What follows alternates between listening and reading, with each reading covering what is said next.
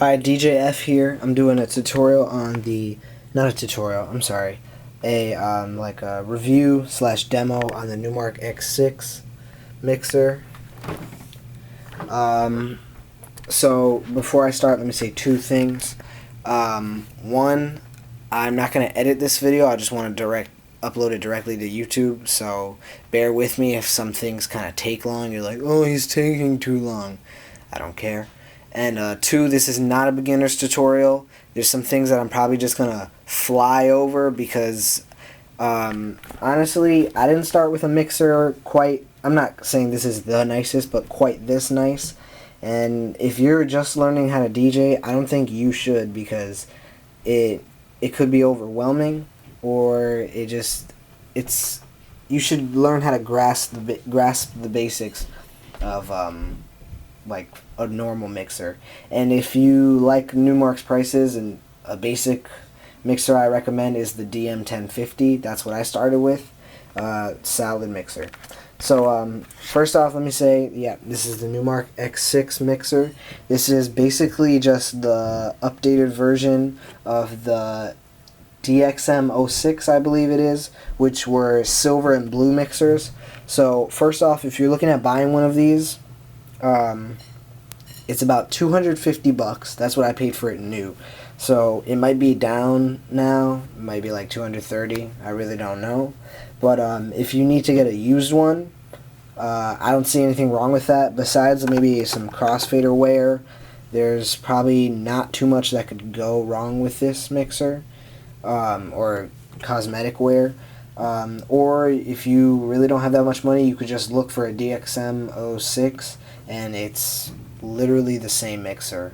The only thing they changed was the color. Maybe some of the digital processing. But yeah, this is a 24-bit digital mixer. So some of the things that are on it, it's got 3 kills for each channel, high, mid, low. Each channel, phono line switch. It has pretty much everything that's basic that you expect from at least a Numark mixer, just any mixer. You know, on the back panel, I don't know if you can see, it's got, you know, phono line toggling, and you can change it to auxiliary line. Master, record, 2 master outputs, a mic input, and actually an auxiliary line input. So, I guess let me just say some things about the back. What's nice about it is it has the left and right jack outputs, like 1/4-inch jack outputs, which is cool because when you have like a gig that's like, when you start using like amplifiers and speakers, you're out of the bedroom, you're gonna need more of like professional outputs, just because the quality is better, and it's harder to go from RCA to XLR, which a lot of amplifiers use. A lot of amplifiers also use 1/4-inch jack, but it's just easier to go from 1/4-inch to 1/4-inch. You can just use some speaker cable. So yeah, so that's pretty nice. About this mic and auxiliary line, this is basically one channel. So you could have a mic plugged in and, say, an iPod or an extra CD player. But what I would warn you about right here is you have the controls for this channel. So you have 2-band equalizer as opposed to 3, and a gain and a on-off switch. So what I would warn you about with this mixer is, if you have an iPod playing, but you also have a mic plugged in, you have to turn it on to have the iPod playing. But that will mean if your mic does not have a switch on it, you will also pick up sound from the mic. So you may just want to run the iPod into the back of another line channel or so. Let me see here. Okay, so yes, it comes with built-in effects, which I'm going to get to in a little bit, which is pretty much why I wanted to buy it. Needed some effects. It's nice, like most Numark mixers. It has the crossfader for the queuing. This is the queuing section. You should know it has a thing to cue your channel 1 or channel 2 via this. EQ volume, and then you can cue what your effects will sound like, and then of course master. The master knob is right there, and then 3-band EQ. Before I do like the demo, I just want to give a quick review. This mixer is a good mixer. I like it a lot. It's worked well. I've had it for probably 2 years now. Should have done this sooner, but I'm kind of an expert on it now. But it's a very good mixer. Some of the things that you might encounter though is, I thought at first it had like a banging crossfader, which like would rarely ever wear out, but I started scratching a lot more recently, and then I could tell because the crossfader started bleeding. But don't worry, you can clean that, and if you're spending money on new crossfaders, you might want to look up a tutorial on YouTube how to clean a crossfader, because I cleaned this thing and it works just like new. But someone in their video said that those lights are quite blinding, and this is true. These orange LEDs are quite bright, but I will tell you this, they're only bright when you look if you're probably going to be looking like this while you're mixing, something like this, and it's only really bright if you're like looking straight down on it. So they're very bright, just be wary of that. But I mean, also, why are you looking straight down at your mixer? By this point you should memorize where your controls are. Sorry, just saying. Alright, on to the demonstration. Let's start this over. I have Numark Axis 9 turntables, by the way. Alright, so basically I'm mostly gonna demonstrate the effects on this thing. Alright? So for the effects, you can change which input it's on.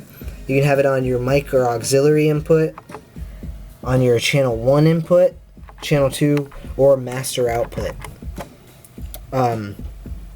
So the little selector button is nice. I like the way it feels. If you're wondering if it feels flimsy, it doesn't. It has like a little bounce to it, so it resets. I guess maybe eventually if you use it a lot, it could get stuck, but it doesn't for me. You can select which effect you want using another one of those little things. So it has 1, 2, 3, 4, 5, 6 effects for channel 1 or channel 2.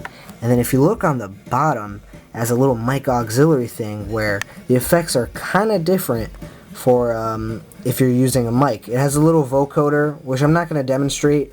It just makes your voice sound like a robot, a different kind of robot. But then it has tape echo, and then reverbs, and then like a distortion thing. So let's demonstrate some of the effects on channel 1. Let's start with the 2x copy. This allows you to do like a flipping doubles effect, which is actually really handy.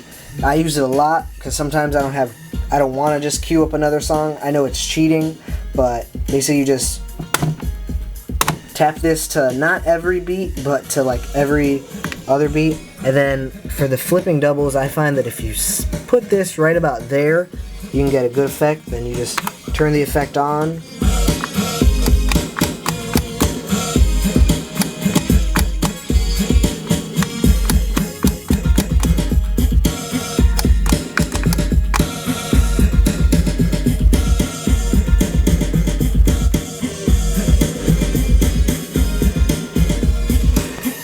So yes, that allows you to like flip doubles.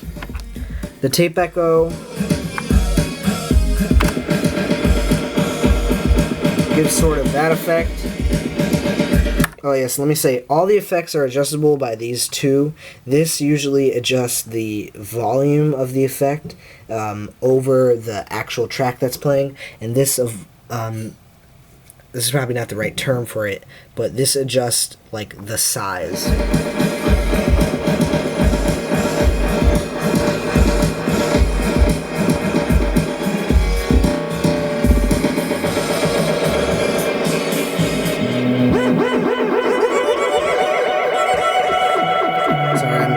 Setting a cue. So you hear, if you were to scratch, has a little thing. it's got that, and then it's got the regular echo.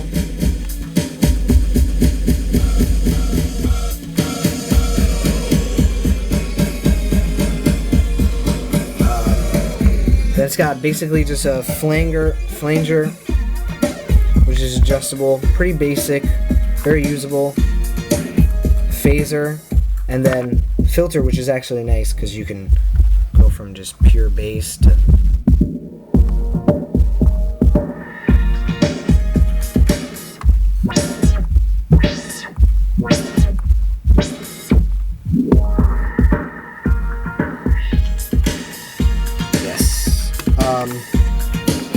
One thing that I'm gonna particularly demonstrate is the echo, because I knew when I was buying this mixer, I wanted to know if it could do like the echo that certain DJs on the New York radio stations do here, where basically they stop playing the track, but then you hear it like laying out. And let me tell you something, this mixer does do that effect. It does it a little bit differently though.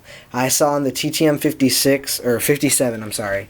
I know you can, if you're running the echo, all you have to do to basically make the music stop but the echo keep going is turn the crossfader to the opposite side. So you can't do that on this mixer, but you can get it to do pretty much the same thing by doing this. Basically turn the dial to right about there, go to your echo, and then you just switch it to the input. Now that'll work as long as the other input doesn't have anything playing.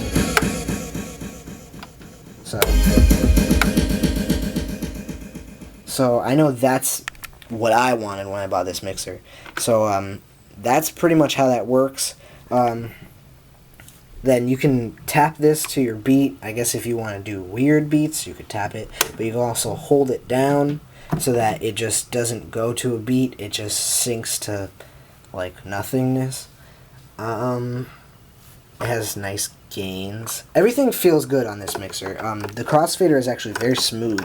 It's a lot smoother than like the DM1050, which had a pretty stiff, like solid, and I thought I liked solid mixers and solid crossfaders until I used this.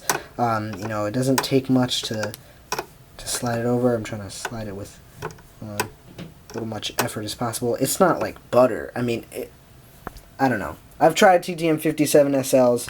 It's not that much different, honestly. Then you can, of course, adjust whether you want cut or more of a subtle thing on your curve on your crossfader. It has a hamster switch. That's pretty much it, I think. I'm not sure. I think this video is going to be too long to put on YouTube. Oh well. Oh yes, also the equalizers, EQs, or the EQ knobs are nice because if you aren't used to the kill buttons, you can turn it down and it'll give you the same effect, because I know on like analog mixers, you turn it down but it doesn't actually kill the band, it kind of just makes it go really low. But yeah, so this is a very good mixer. Definitely good for like your second mixer where you want to kind of take yourself to the next level. Another mixer I would maybe recommend is if you need like a 5-channel or a 4-channel, as the Numark 500FX. I love Numark, by the way. I think they're pretty good. People try and knock on them because they're like, oh, they're unprofessional. But honestly, for what I'm doing, mostly mobile for right now, they're perfect. There's nothing... They're not overpriced, and the products are good. So, yep. There you go.